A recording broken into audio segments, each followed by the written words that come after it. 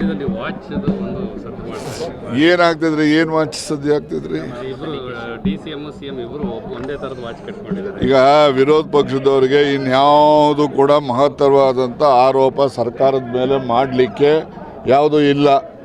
ಅದಕ್ಕೋಸ್ಕರ ಈ ವಾಚ್ಗಳ ಬಗ್ಗೆ ಬೆಳಗ್ಗೆ ಊಟಕ್ಕೆ ಹೋದರು, ತಿಂಡಿಗೆ ಹೋದರು, ಇದಕ್ಕಿನ್ನ ಜ್ವಲಂತ ಸಮಸ್ಯೆಗಳೇನಿದ್ದಾವೆ ಆ ಸಮಸ್ಯೆಗಳ ಬಗ್ಗೆ ಅವರು ಹೆಚ್ಚು ಗಮನ ಹರಿಸಬೇಕು ಅಂತ ನಾನು ವಿರೋಧ ಪಕ್ಷದ ಮುಖಂಡಗಳಿಗೆ ಮನವಿ ಮಾಡ್ತೀನಿ. ನಿಮ್ಮ ಪರವಾಗಿ 50ರಿಂದ 60 ಜನ ದಲಿತ ಶಾಸಕರು ಪತ್ರ ಸಹಿ ಸಂಗ್ರಹ ಮಾಡ್ತಾ ಇದ್ದಾರೆ. ನಿಮ್ಮ ಪರವಾಗಿ ನಿಮ್ಗೆ ಮತ್ತೆ ಸ್ಥಾನ ಕೊಡಬೇಕು. ನನಗೆ ಯಾವ ಸ್ಥಾನನೂ ಬೇಕಾಗಿಲ್ಲ.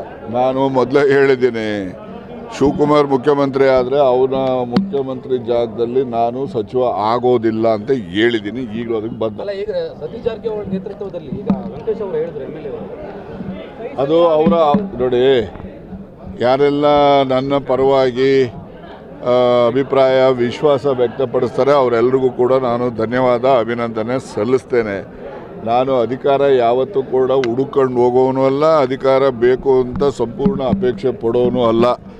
ಅಧಿಕಾರ ಬಂದರೆ ಏನೆಲ್ಲ ಮಾಡ್ಬೋದು. ಈಗ ನಾನು ಅಧಿಕಾರ ಮಂತ್ರಿ ಆದರೆ ಸಹಕಾರಿ ಖಾತೆ ತಗೊಳ್ತೀನಿ ಅಂತ ಹೇಳಿದ್ದೆ, ಸಹಕಾರ ಸಚಿವ ಆದೆ.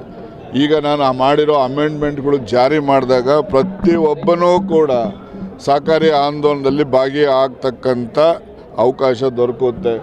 ಈ ಗ್ರಾಮ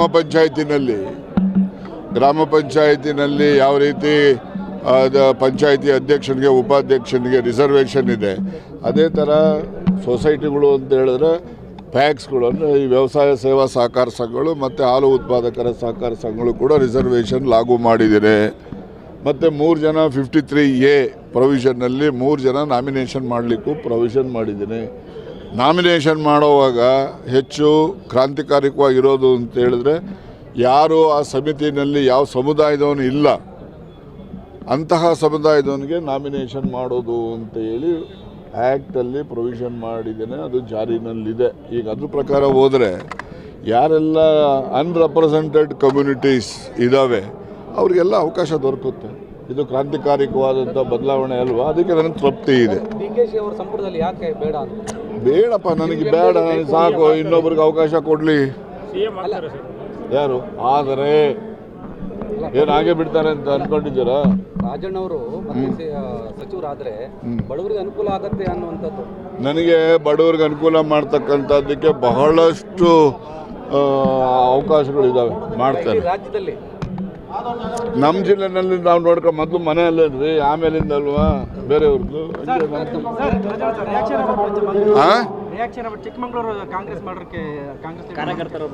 ನೋಡಿ, ಹಿಂಸೆ ಇದೆಯಲ್ಲ, this violence always harms everybody, not only the harming person, harmed person, both will suffer. So that's why I will not encourage this sort of attack on anybody, whether he is a Congress worker, whether he is some other party worker. So attacking each other, injuring the other person, opposite side, that is not admissible. It is there from the long time because sir English cut ಆಯ್ತು sir. ಕನ್ನಡದಲ್ಲೇ ಹೇಳಿ sir. ಕನ್ನಡದಲ್ಲೇ ಹೇಳಿ sir. Kannada logo ಇಟ್ಕೊಂಡು ಕನ್ನಡದಲ್ಲೇ ಹೇಳಿ sir. ಈಗ ನಾನು ಕೂಡ ನ್ಯಾಷನಲ್ ಹೆರಾಲ್ಡ್ ಪತ್ರಿಕೆ ಸಂಬಂಧಪಟ್ಟ ಕೇಸಲ್ಲಿ ED ಅವರು ನೋಟಿಸ್ ಕೊಟ್ಟಿದ್ದಾರೆ DK ಶಿವಕುಮಾರ್ ಮತ್ತು DK ಸುರೇಶ್ ಅಂತೇಳಿ ನನಗೂ ಕೂಡ ಗೊತ್ತಾಗಿದೆ. ಅದು ಏನು ಕೊಟ್ಟಿದ್ದಾರೆ ಏನು ನನ್ನ ಹತ್ರ ಪೂರ್ಣವಾದ ಮಾಹಿತಿ ಇಲ್ಲ.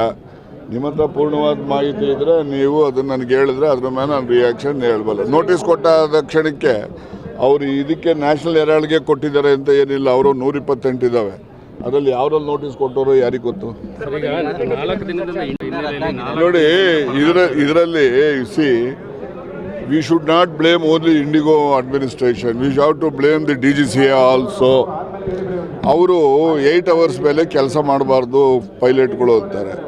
ಇವರು ಇಂಡಿಗೋದವರು 10 ಅವರು 12 ಅವರ್ವರೆಗೂ ಕೆಲಸ ಮಾಡಿಸಿದ್ದಾರೆ.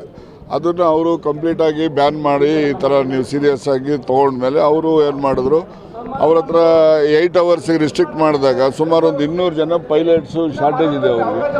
ಅದಕ್ಕೋಸ್ಕರ ಇದನ್ನ ಫ್ಲೈಟ್ಸ್ಗಳನ್ನು ಕ್ಯಾನ್ಸಲ್ ಮಾಡೋದು ಅಥವಾ ರೀಶೆಡ್ಯೂಲ್ ಮಾಡೋದು ಮಾಡ್ತಾ ಇದ್ದಾರೆ.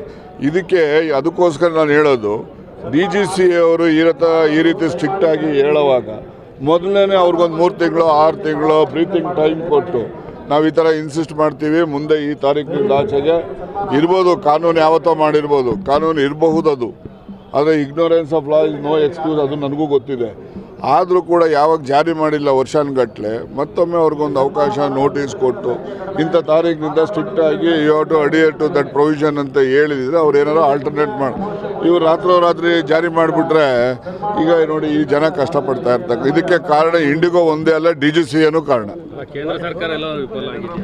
ಕೇಂದ್ರ ಸರ್ಕಾರದಲ್ಲಿ ನೋಡಪ್ಪ, DGCA ಯಾರ ಅಧೀನದಲ್ಲಿ ಬರ್ತದ್ರಿ? It is coming under civil aviation ministry. They are also responsible. Okay, thank you. ನೋಡೋಗ್ರಿ ಈಗ ನ್ಯೂಸ್ ಫಸ್ಟ್ ನಿರ್ಭೀತಿಯಿಂದ ನಿಮ್ಮ ಪರವಾಗಿ.